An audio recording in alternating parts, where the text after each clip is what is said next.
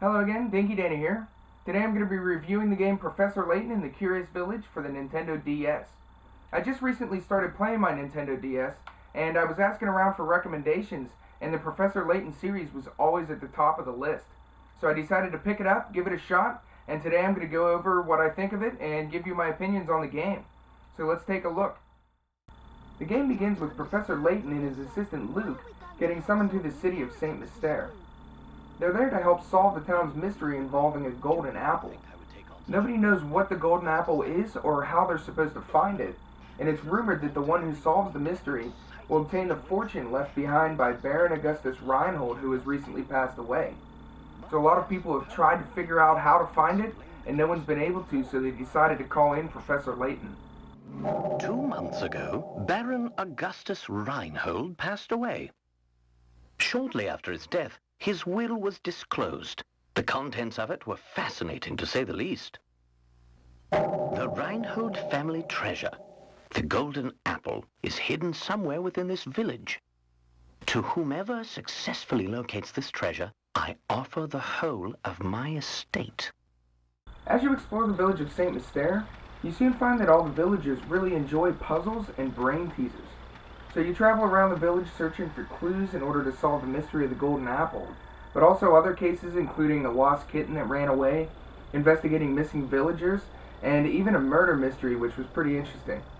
So as you travel through the village, you question villagers who typically won't answer your questions until you solve a puzzle or brain teaser that they've come up with. And then once you complete their test, they'll provide you with clues and information about the village and its mysteries. The gameplay in Professor Layton follows a point-and-click style to explore the village and question villagers. So if you're in one section of the village and you want to move, you click on the screen and choose which direction you'd like to move to, and then the background will change and you'll be in a new section. So as you travel through these different sections of the village, you're able to click on doors you'd like to enter, people you'd like to interact with, and you can also find clues by clicking on the background. You can find hint coins and clues that will help you solve mysteries. I thought this style really fit the game well, and I enjoyed it a lot.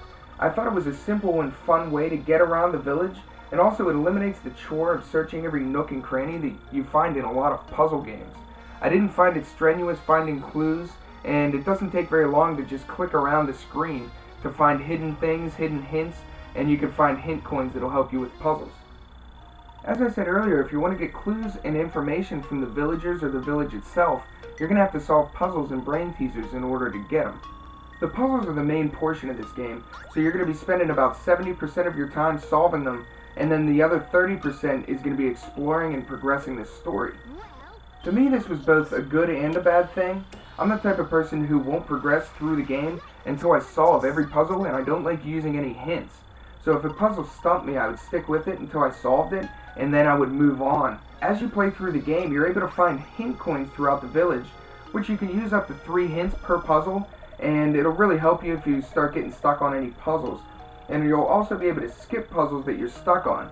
As you play through, if you can't figure out a puzzle, it'll give you the option that you could just leave, and it'll go to a specific location in the town so that you can solve that puzzle later. And there isn't much of a penalty for skipping puzzles, just as long as you don't skip too many. As you play through the game, you'll run into an area where you won't be able to progress unless you've solved, let's say, 25 puzzles or 50 puzzles. And if you skip too many, you won't have enough solved. So you'll have to go back to that one room that they all get sent to, and then you can solve them there, and then you'll be able to progress with the story. But whenever I was playing, I just couldn't leave any puzzles unsolved, so every time I ran into one of these checkpoints, I already had that number completed. The only problem I had with this game having so many puzzles is occasionally I would run into sections where I'd find a bunch of hidden puzzles, and since I'm kind of stubborn and wouldn't move on until I solved them, by the time I completed them all, I just wanted to move on with the story, only to run into more puzzles. I easily could have avoided this problem by skipping over the puzzles, moving on with the story, and then coming back to solve them later, but it wasn't really a big deal, and I had a lot of fun playing through all the puzzles anyways. Overall, I thought the puzzles were rather simple. I didn't think they were that difficult, but there were definitely a few that I had to put quite a bit of thought into, and I got stumped on for a little while. Overall, I thought they were really enjoyable, and I thought the puzzles were pretty well made. Next, I'll go over a couple other things that I enjoyed about this game. The first is the story. While the story could be a little bit slow at times, I really enjoyed it overall.